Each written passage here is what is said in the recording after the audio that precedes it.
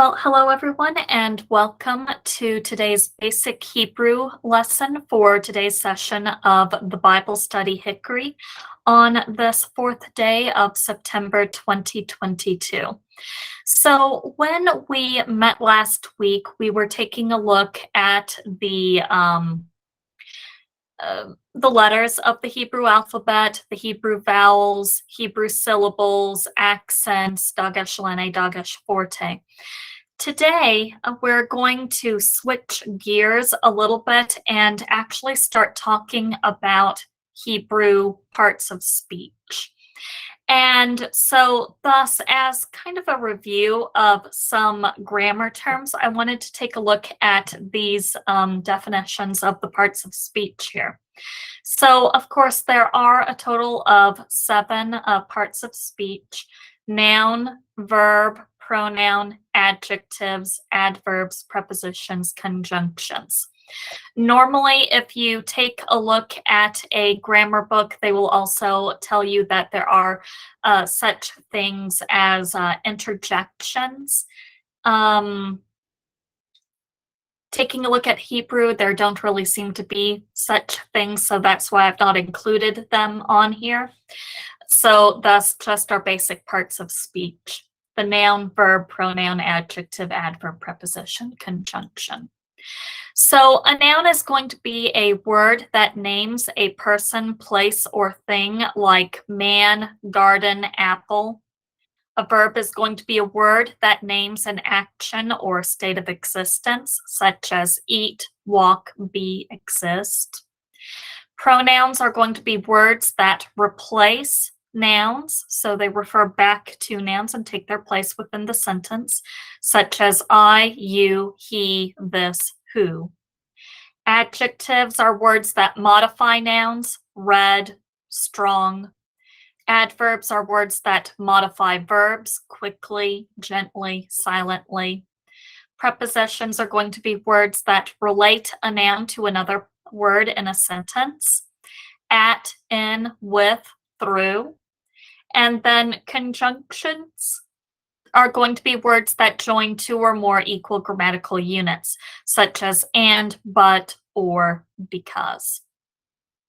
Now, today we're going to be focused especially on the verb, so those words that name an action or a state of existence.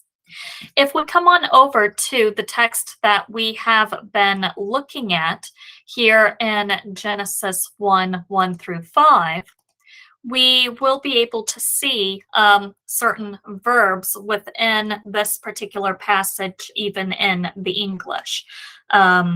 English, of course, being derived from Hebrew, it shares all the parts of speech that Hebrew does.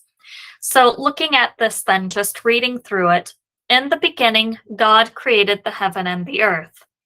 And the earth was without form and void, and darkness was upon the face of the deep. And the Spirit of God moved upon the face of the waters. And God said, "Let there be light," and there was light. And God saw the light, that it was good, and God divided the light from the darkness. And God called the light day, and the darkness he called night. And the evening and the morning were the first day. Thus, taking a look at this, the very first verse, we have the verb created. And I'm going to use a double underline to represent verbs. That is something that is very common in the grammar nomenclature. So thus, created, that's a verb.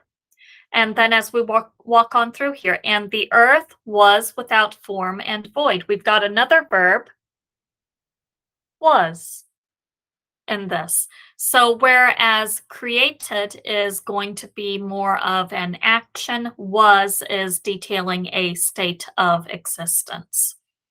Then, coming on down a little bit further, and darkness was upon the face of the deep. So again, here in the English, we've got was as another verb, indicating that state of existence. And the Spirit of God moved upon the face of the waters. in the English text here, we've got moved as another verb. It's actually a slightly different structure in the Hebrew, but we'll get to that at a later point. And God said, let there be light. So here we've got another verb, said, and then as well, let be. That one is a composite verb. It has two words involved with it.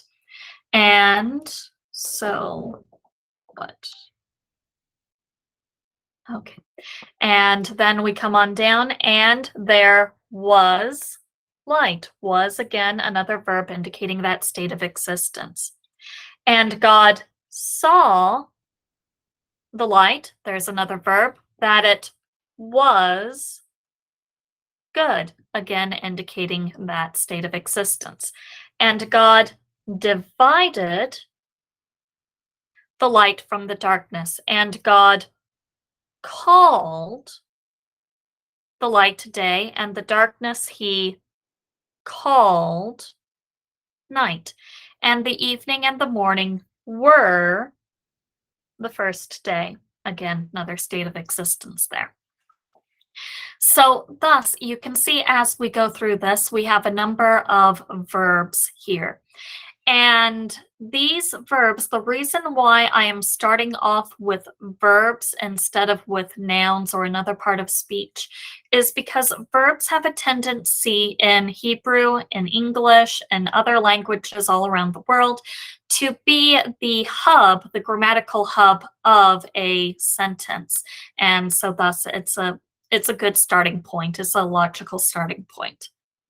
Now, in English, when we take a look at a verb, there are going to be certain things that we look at. One is going to be tense, especially. And in English, tense has a tendency to be a composite of the time and the type of action, where time, this is going to be something like past, present, or future. Is it an action that's happening now? Is it an action that happened yesterday? Is it an action that will happen in the future? Type of action, this is basically going to be the idea of, is this an action that is continuous, or is this an action that is complete in some way? So this would be the difference, say, between he was jumping and he jumped. Both actions take place in the past, but he was jumping, that's an action that is continuous, whereas he jumped is an action that is complete. And so in the English verb system, those are going to be the primary components of tense. Hebrew, we'll see in just a moment, the verbs function a little bit differently. We'll get there. But then, in addition to tense in English, we also look at the idea of voice, which would be the relationship of the verb to the subject. Is the subject doing the action, or is the subject receiving the action? And then we would also have mood in English.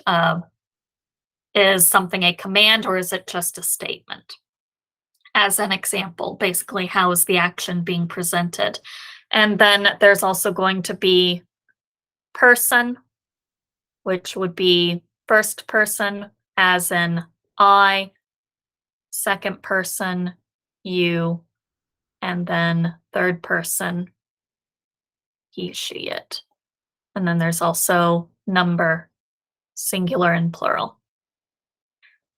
So these here, the person and number, those are going to refer to help us to identify the subject of the verb.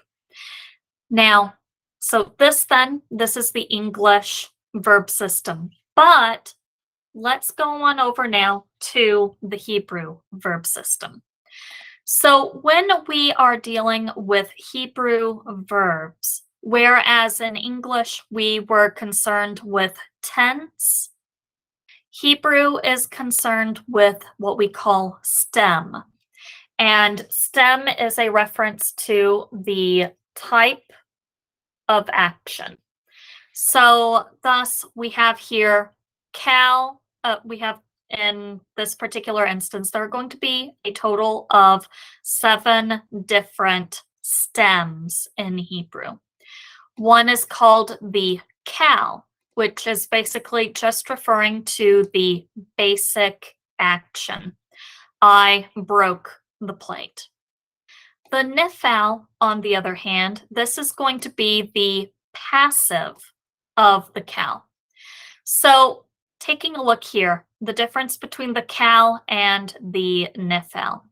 Notice that in the sample sentence that I have given here, the action, of course, is this idea of is broke.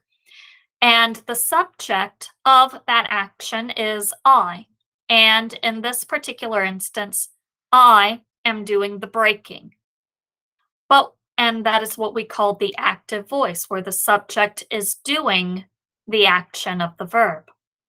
When we come down to the nifal, however, the subject is no longer doing the action of the verb, but is instead receiving the action.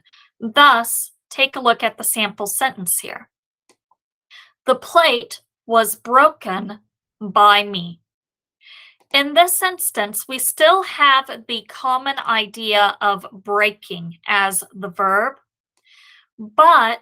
and the agent is still I.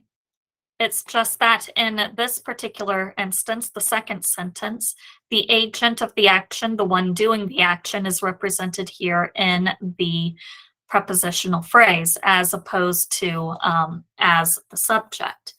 But the subject now is the plate, which was the object of the verb up here. So thus, in this instance, in the cal, wrong color. So in the cal here, the subject is doing the action. Here, in this instance, the subject is receiving. And this is what we call then the passive voice. So the nifal is that passive of the cal. Then we come on down and we also have what we call the piel stem, which is an intensification of the action. Now, I can intensify an action in 3 different ways. Let's say, for instance, that I knock on the table. So you should have heard that knock on the table. Basic action there. But I can intensify the action in terms of degree. So that was a knock, but then if I raise the volume of the knock, thus increasing the degree of the knock, that second action is more intense than the first, so I have intensified the action. I can also intensify an action by repeating it. So thus, basic action of the knock. Now I'm going to repeat the action. So thus again, that second version would be more intensive. Then we also have another way that we can intensify an action, and that is through causation. Taking the example of breaking that we have here, if I accidentally drop the plate is going to break. But if I deliberately take the plate and I throw it down, that breakage of the plate in that instance is going to be far more intense than if I just accidentally dropped it. So instead of just a simple breaking, it's going to shatter. So thus, causative action have a tendency to be more intense than the simple action. So piel, intensive action, I shattered the plate.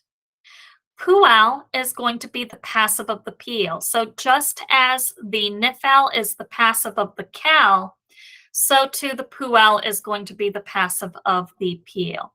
So thus, in this instance, the thing that is being broken is receiving the action of the breaking is going to be the subject of the verb. So thus, instead of I shattered the plate, we have the plate was shattered by me. Then we have hifeel, which is causative action. I caused the plate to break. Hofal, the passive of the hifeel. So I'm going to reverse it now and have the object as the subject. The plate was caused to break by me. And then we also have hithpael, which is what we call reflexive action. That is, the plate broke itself. So the action that the subject is doing is somehow returning back to the subject.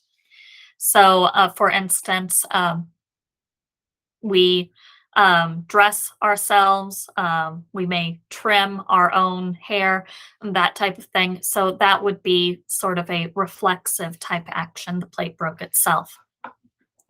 Now, at this particular juncture in our lessons, I'm not expecting you to know and be familiar with all of these different stems. At the moment, we're just going to deal primarily with the cal, basic action, I broke the plate, and add these as we go along. So the rest of that is free. Basically, if you just know cal, basic action, I broke the plate, we're good. But so those then are the stems, the types of action. But then there is also what we call the aspect, which is referring to the completeness of the action. Is the action completed or is it still being viewed as in progress? There are two aspects in Hebrew. One is the perfect aspect, which is the idea of completed action.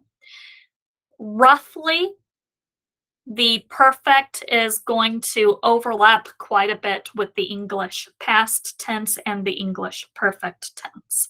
Not exactly, but there is some degree of overlap there. So again, you might say, I broke the plate, or I have broken the plate. The imperfect aspect, on the other hand, refers to incomplete action. So this is action that is still ongoing and or has not taken place yet. So because it's still ongoing action, action in the English present tense has a tendency to still be ongoing. And then as well as taking that into consideration, future action in English has not yet taken place. So there's going to be some overlap between the imperfect aspect and the present and future tense in English. Again, that's a little bit rough, but it gets us into the ballpark. So thus, I am breaking the plate, I will break the plate. Those actions are not complete. Then we also have person, which is referring to the person of the subject, the person of the one doing the action. There are three persons in Hebrew as well as in English: first person, second person, third person.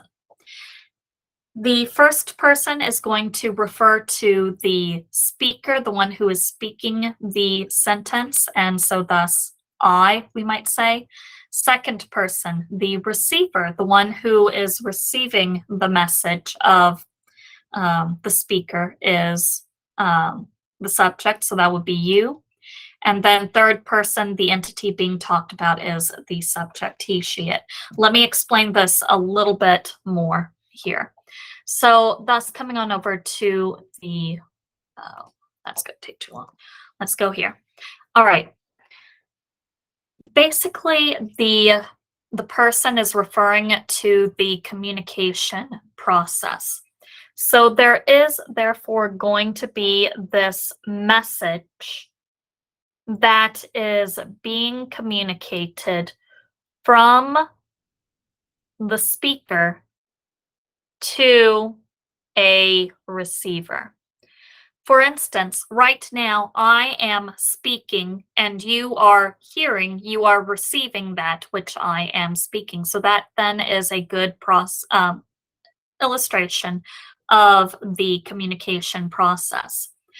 Then you also have whatever it is out here that is being talked about. So the thing talked about. Now, as we take a look at this particular communication process where the speaker is transmitting a message to the receiver, the very first person to interact with the message, we might have a tendency to say, well, that would be the speaker. That's not true. The first person to come into contact to interact with the message is actually the speaker because he is the originator of the message. So thus, he has, first of all, interacted with that message in his mind, putting all the words together, making sure that it will express exactly what it is that he wants to say before transmitting the message to the receiver in terms of speech or writing. So that is why we refer to the speaker as the first person, because he's the first person to interact with the message. And thus, this would be I or we in English. Then the second person to come into contact to interact with the message is, in fact, the receiver of that message. So the one who then receives it. And so this would be you. And then the thing being talked about, that is the thing being interacted with, this would be somewhere out there, neither the first person nor the second person, so we call it third person. So he, she, it. But that's why we have this nomenclature of first person, second person, third person. It's referring to the order in which the entities come into contact with the message. And so thus, first person, second person, third person. Gender, which is going to refer to the gender of the subject. Nouns in Hebrew have gender. We'll talk a little bit more about that, but basically it's referring to whether or not a noun is masculine or feminine. And then number refers to the number of the subject. There are two numbers for Hebrew verbs, singular and plural. Singular, the word serving as the subject is singular. Plural, the word serving as the subject is either plural or dual. Plural in Hebrew means three or more. Dual means two.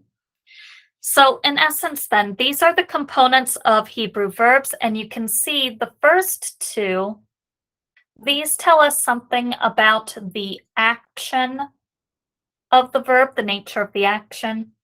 These three down here, they tell us something about the nature of the subject of the verb. Now, one of the things that we will notice as well here is that it is actually pretty, let's come on over here.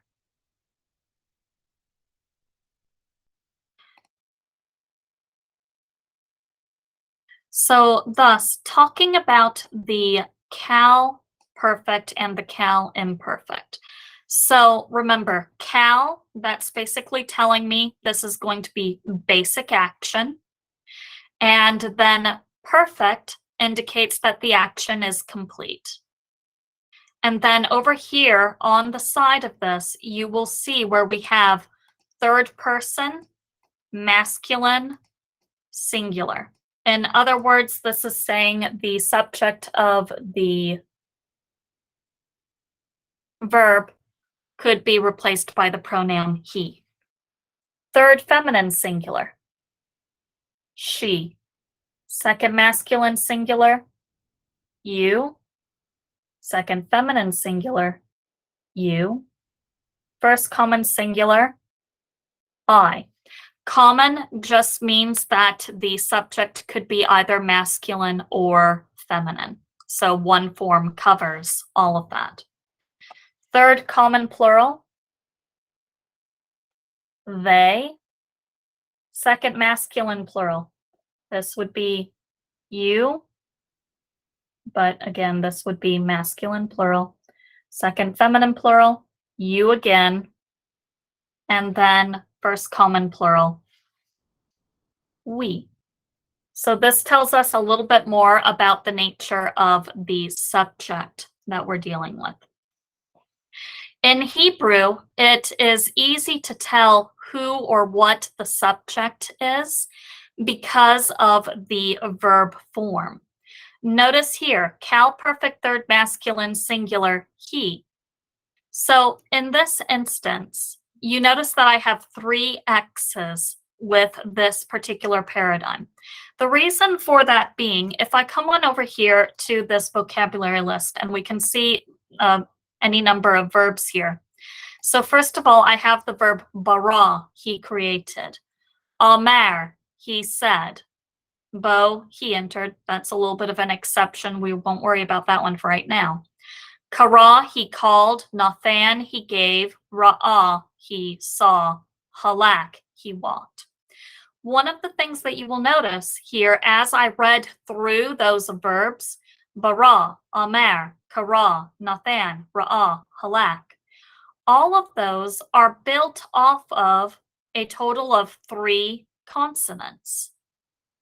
So, and that is going to be true of most Hebrew words. Most Hebrew words are built off of 3 consonants.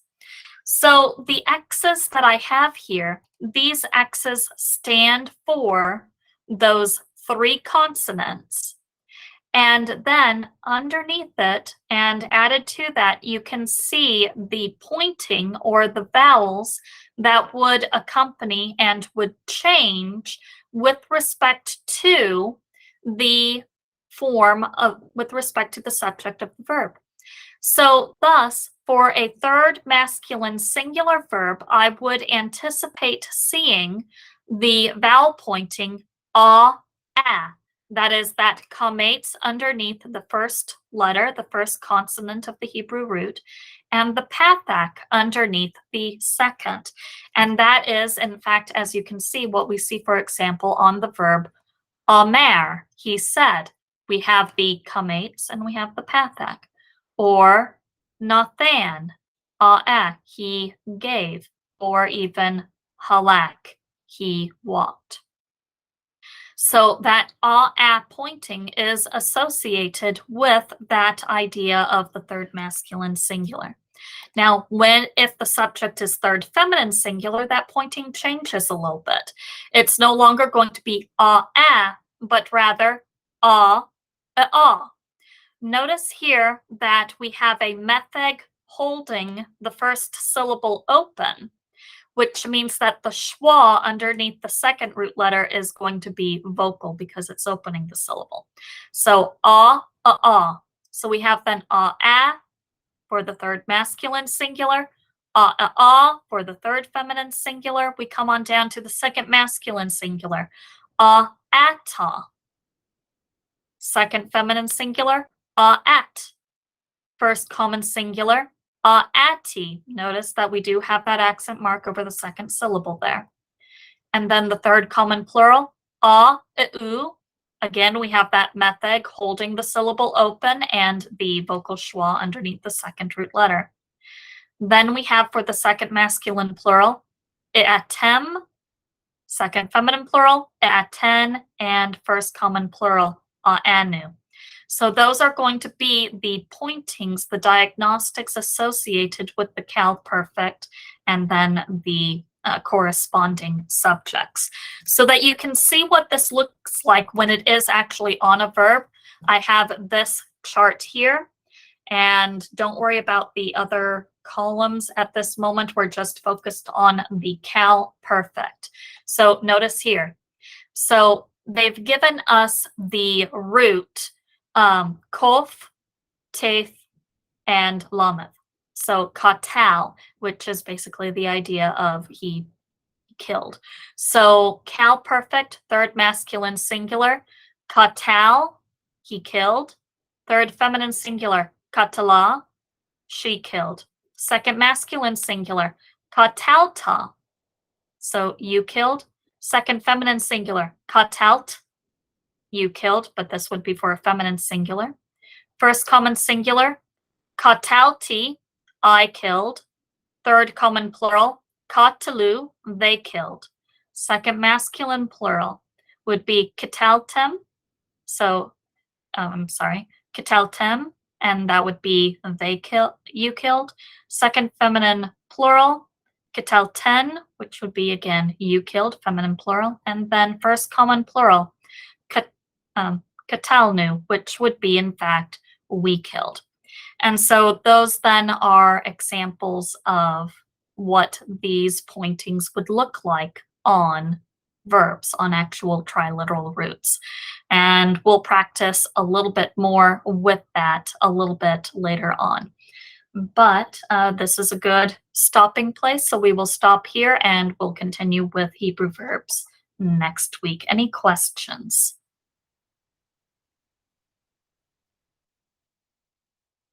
All right. Very good. I will go ahead and stop our recording, and then we will turn it over to you, sir.